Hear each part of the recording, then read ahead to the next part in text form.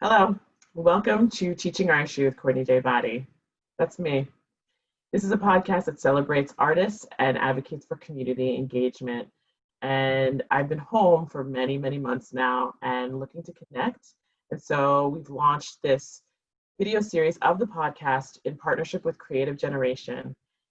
Together, we are talking with creatives who are making and sharing art, or they're guiding or advocating for others to make and share art. If you haven't, we ask that you subscribe to the YouTube channel. And we're also on all sorts of social media platforms. We're on Facebook, we're on Twitter, and we're on Instagram. So follow us on all those little fun places. All right, let's get to our guests for today. Let me introduce you to one of my favorite people in the whole wide world, Rachel Watts. Hi, Rachel. Hi, Courtney.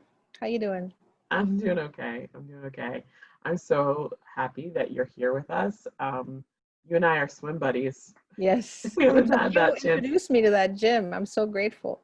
I miss it. I miss it too. I miss the black mermaids. How are you and your loved ones doing? I'm grateful for my health and physical safety of home.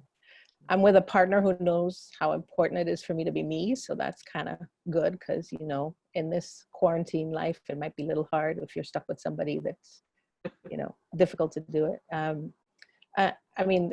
It's been a tough week, and feeling the weight of the country's curated narrative against Black people. In terms of the pandemic, I'm grateful. One of my longtime friends was in an induced coma, and he is now healing from it because of illness of COVID. Wow.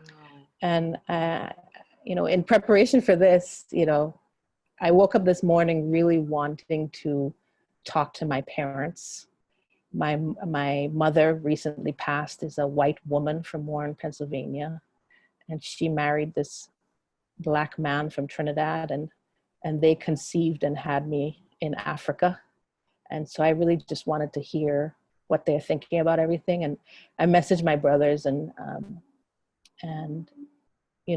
I told them that, and one brother responded and said, Mom would say, it's going to be okay. And Dad would say, we can't only sometimes love Africa.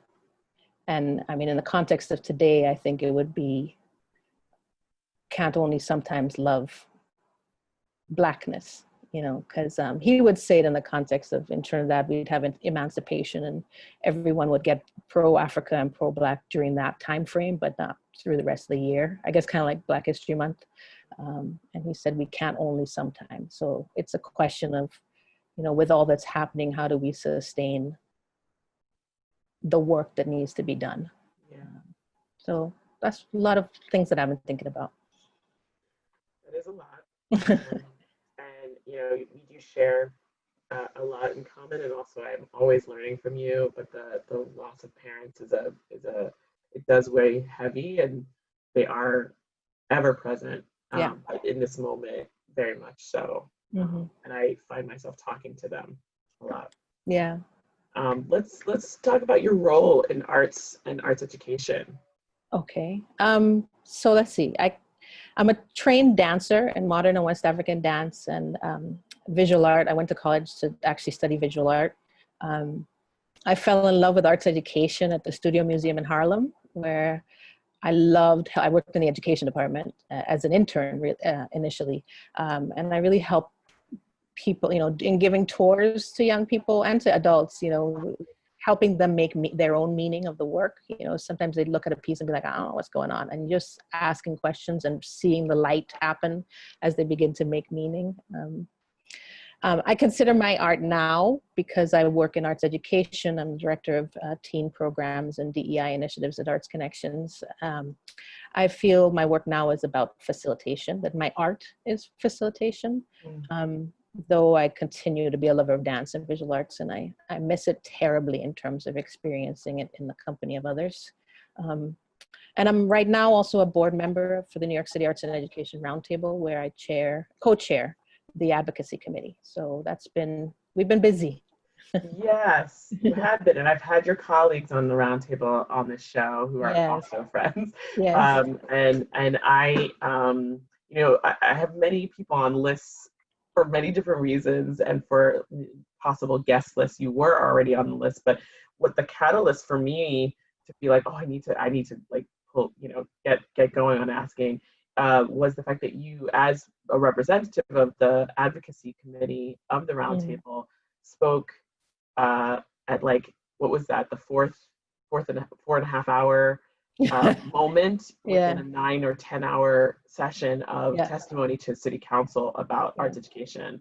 yes. And I one, wow. Two, I was so impressed by your 4 minutes or your 2 minutes or whatever it was. But 2 minutes. thank you for doing that so much. Um, Yeah. do you want to? So I know that you have a project that, Hmm. one of the things that I think has been really interesting that kicked off this particular um, video series. Obviously, the podcast is very much about advocating for Hmm. arts and arts education for everyone. And um, when COVID first happened, it was like, we have to make sure that people are still making art. And I signed on, as the podcast, onto this campaign that Hmm. was a sort of a national and international campaign. Hmm. And then the podcast was born out of that idea, or sorry, the video series was born out of that idea. But Yeah. at the same time, arts are essential were coming out. But you were just telling Hmm. me before that I'd love to learn about that, but you were telling me that Hmm. actually there was a predecessor, yes, Yeah. to that. Yeah. I mean, I have to say that first that, Shoba, Jen, and Kim were an inspiration in a lot of ways to starting it. They, when everything happened, they and I believe Kinsey as well really turned around quickly and did a few town halls to kind of help people, because nobody knew what was happening and understood what was happening, and they were the ones that made me go, I need to kick it into high gear. So I'm really grateful to them for starting it, and then supporting the idea that I came to them, which was the Hearts Are Essential campaign. um, what happened for me was I had just come, I grew up in Trinidad. That's where how I define myself. It's a big part of how I define myself, being Trinidadian. I had just come back from Trinidad, where there was carnival, and spent time with good friends. And the, the thing that's important about it is, one, I was missing it, right? I was just imagining, how do you do carnival now? And I think that those questions are still out there that people are asking. Um, and the roots of carnival, the roots of the non-commercialized parts of carnival are in rebellion, street protests. It's a confluence of music and pan, which is very hard to colonize, and steel drums, and masquerade, putting on a costume and embodying something. So it's this street festival where people come together. You are part of a community, but you also have a sense of freedom in being not in the regular world that you live in. And so it made me kind of think about why I believe arts and education is important, because that feeling, that sense of freedom, like Nina Simone says, uh, freedom is no fear, um, comes from the arts experience. And I do arts education for that reason, and I want to help artists and young people kind of like build the skills to have no fear, to think critically, to ask questions. And when the schools closed and we were told we couldn't continue our work remotely, I I was devastated. I felt like, this is when we need them. These kids need it the most, recreating the school day without this element, because it's not normal, it's not the regular world, um it's something we should be shouting from the rooftops. And I think I told Kim that. I was like, why isn't anyone shouting from the rooftops? um and so that's kind of what inspired me to start the Arts Are Essential campaign, which I can talk a little bit more about. But I thought I'd share a fun video that my partner put together for me, and then I'll share also a project I did with some young people on creating their own carnival costumes, as the inspiration for the Arts Are Essential campaign, if that's okay with you. Of course. All right, so let me I need to just prep my screen.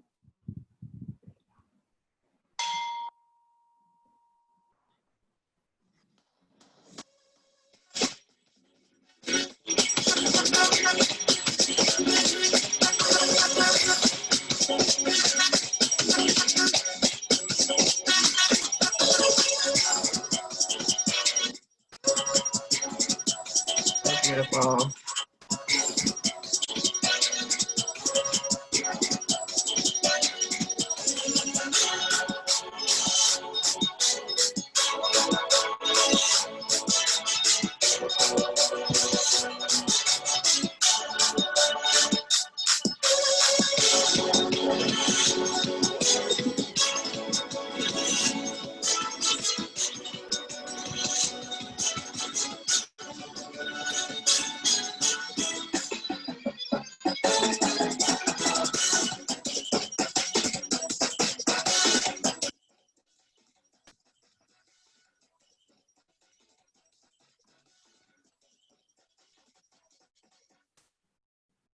Yeah, so that was, I mean, I was kind of mourning, missing that energy of people and being together.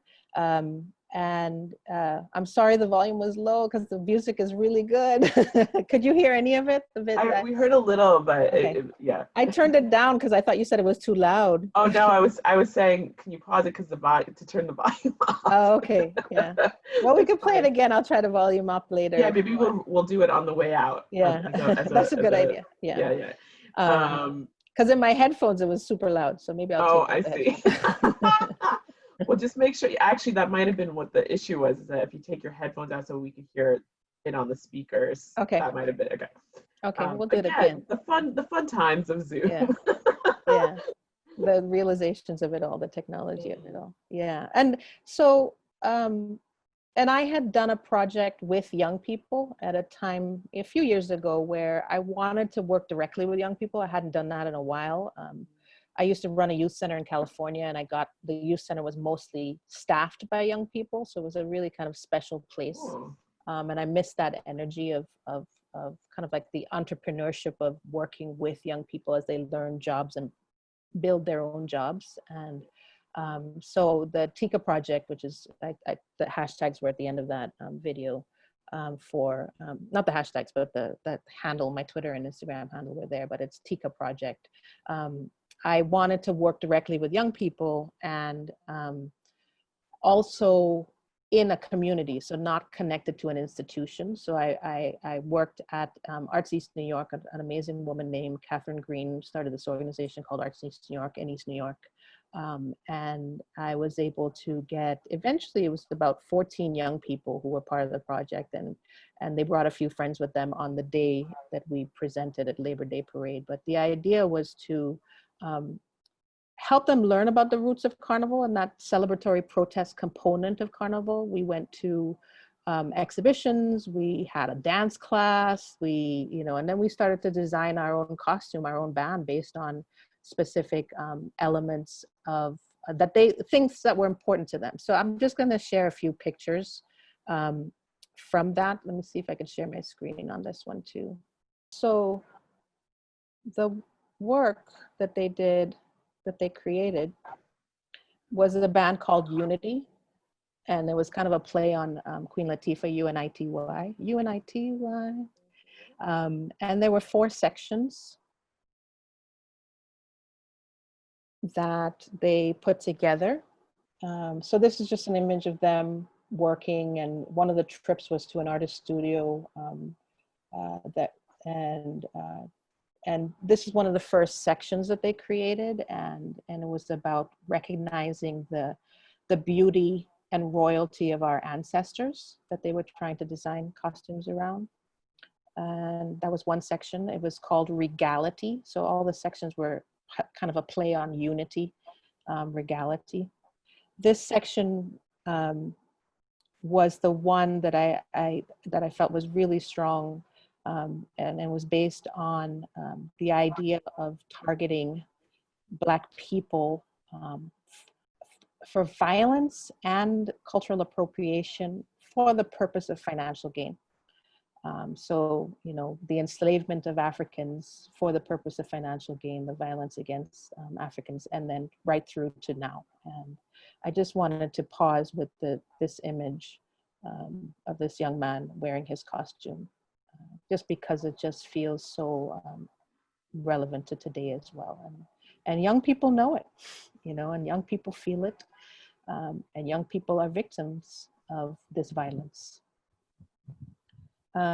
This is just an example of, you know, the places we went. We went to a place called Caribbean. It's actually been outside of the Brooklyn Museum a couple times, and did a workshop on entrepreneurship. Went to the Brooklyn Museum, did a dance class. And so, yeah, so that's just elements of the project that I wanted to share with you, and that are still part of this concept of the arts are essential, where you take a concept and you find a way to visualize it and make it visible, which is what I tried to do with the Arts Are Essential campaign. This is me at Carnival in 2020, and the one on the right is me at home, but preparing for Carnival when I was a child. I think I was about 11 years old there. So yeah, that was inspiration for this idea that we cannot allow, you know, what happened when schools were closed is, and we were floundering, I felt like we were kind of like allowing ourselves to be dismissed, you know, and to say, oh yeah, there's bad stuff happening. And yes, there was, but you know, who is supporting young people and families through this? And how can we help them process and find some joy and reflect? And so I proposed Arts Are Essential and just started getting people out there to sign up for a list. It ended up being about 140 people who basically committed to posting about Arts Are Essential, and especially because what was the messaging from the DOE was that what the vendors do, what arts places like Art Connection, you know, hundreds of the New York City Arts and Education Roundtable represents, I think, a little over 200 organizations in New York City that have contracts with the DOE. And I think it's more than that too, that have contracts with the DOE.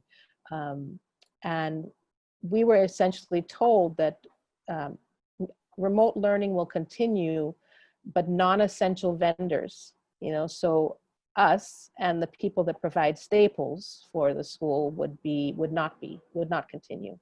And that's where the words Arts Are Essential came up. And it was a 4-week process. And before the 4 weeks were up, there was an official notice from the DOE that said remote learning can continue. So I feel as though we helped shift that in our efforts, and I was really proud of the group for rallying and bringing that together. And we also put together through the roundtable, an Arts in Action conversation that got over 100 people to be part of it. And through that, I co-chair the advocacy committee with David King, who works at Community Word Project, and he and I were able to build the group to 10 people, and started a whole other, working on a whole other campaign. And that was me presenting to the finance committee of the city council and the education committee of the city council, and we're still in the process of building towards a campaign, because budgets, in all that's happening right now, budgets are being decided. And, you know, we are distracted from that, but we need to kind of pay attention to that. There's local elections coming up, you know, there's lots of things that we need to kind of make sure we don't forget about. And so we're going to continue that campaign. I want to thank you for sharing all of that. I knew about TICA project, but I didn't understand the depth to which the different kind of projects run, and or how it was affiliated. I wasn't clear on how it was affiliated, or that it's not. It's you and it was me. Your colleague. Yeah. And you know, I used to live on Eastern Parkway, and now I live just south of there. But I'm always floored. This is a side note, but I have like very high anxiety around crowds of people in general. mainly because people don't pay attention, have no spatial awareness, and I get like a little swirly. So living on Easter Parkway, Labor Day was always like sort of like I had to make a decision, like, am I in it? Yeah. Am I celebrating and enjoy? Yeah. And I want everybody to have this celebration. Yeah. But or am I like not? Yeah. And each summer it would be a different thing. But I always feel I'm not, as far as I know, I'm not from any Caribbean nation at all. But it's the amount of pride, the amount of joy, the amount of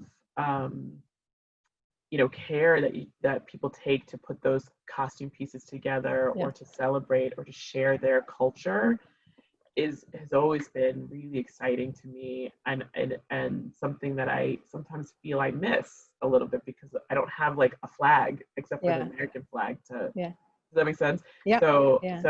I don't know what I'm saying really, but I think that there's something really interesting that I hadn't ever really understood what you said about Carnival being, coming out of a rebellion. Yeah. Oh yeah. And how, we are in a moment right now. Yes. We're in several moments that are happening, and it's a confluence, and I think there will be more to join. Yeah.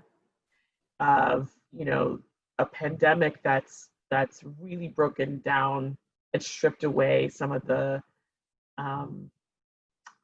it's almost like, the lights were on and the cockroaches would scurry, but actually they stay, right? And not to say that people are cockroaches. I'm not talking about people. I'm talking about the ways that people who have the power have a savior complex, or savior. So they sort of build this cotton. Oh, I don't know why I'm saying cotton, but just this sort of fuzziness around the issue, and say, no, but we're addressing it, but we're not.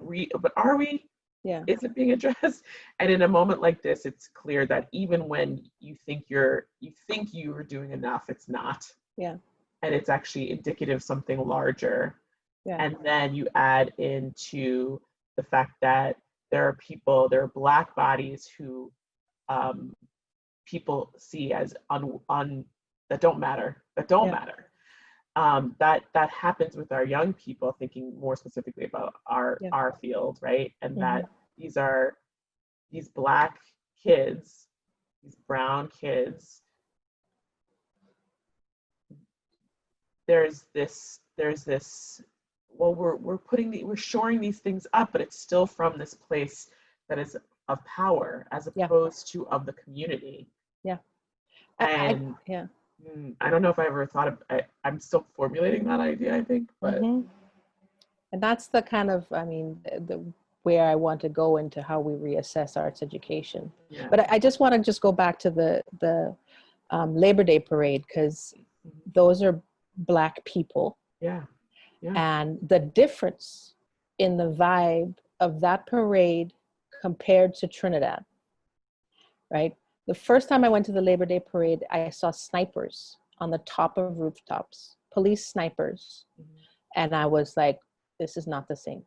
And, the barricades, all of that. So when you barricade people, right, where in a festival, in a cultural form that's about complete inclusion, right? When I was a kid, I remember hearing that the police in London came to Trinidad to learn how they managed crowd control.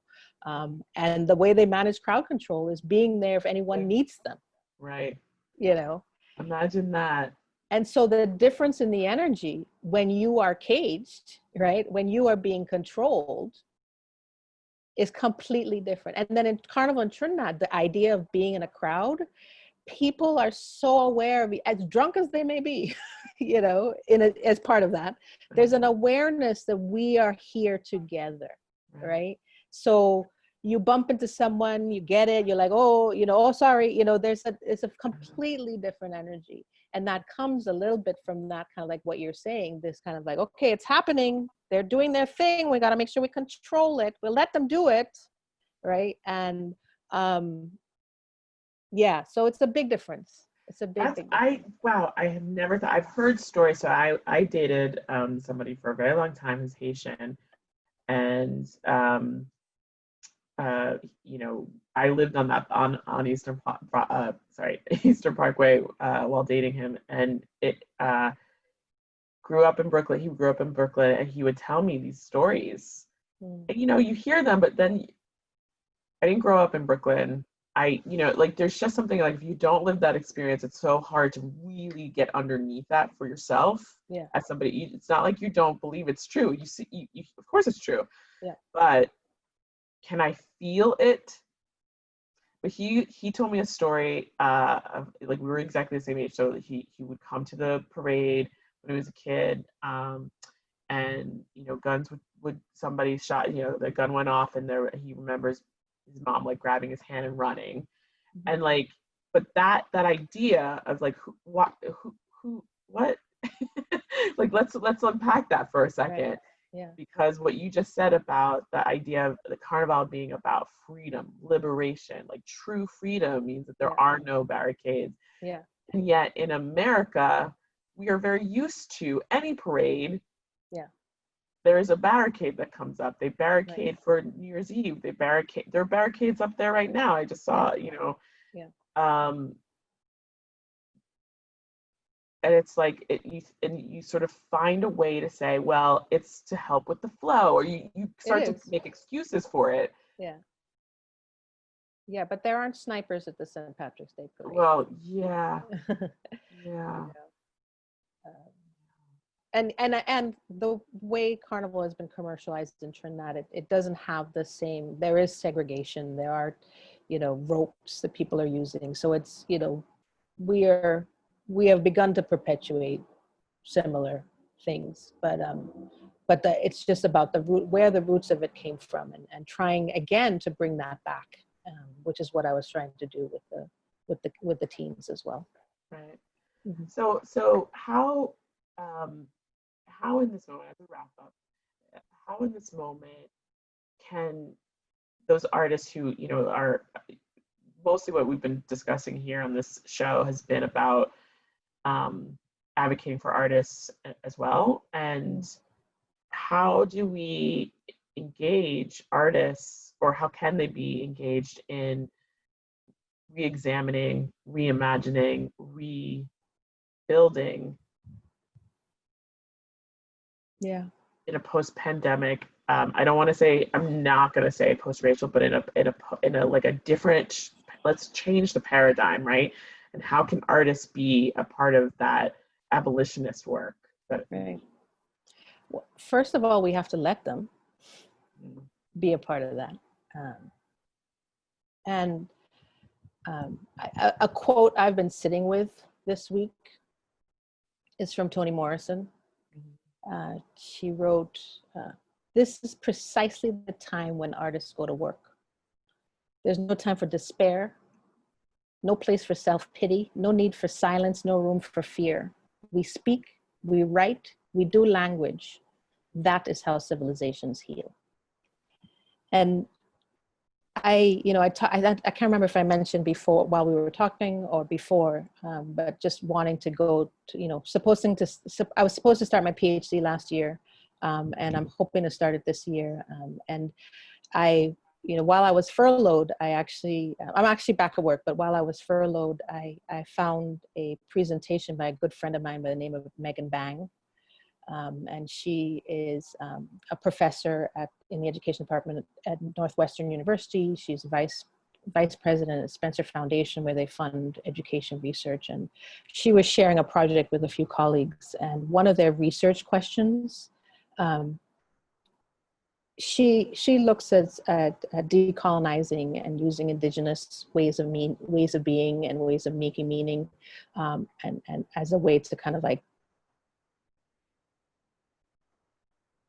support young indigenous people to thrive in their communities. And so one of the questions that she shared, one of the research questions, I sat there and I was like, just replace science education with arts education. And that's the question, right? Yeah. How can arts education move from an assimilative endeavor to one that contributes to thriving education systems, thriving families, thriving communities? how can arts education move from an assimilative endeavor?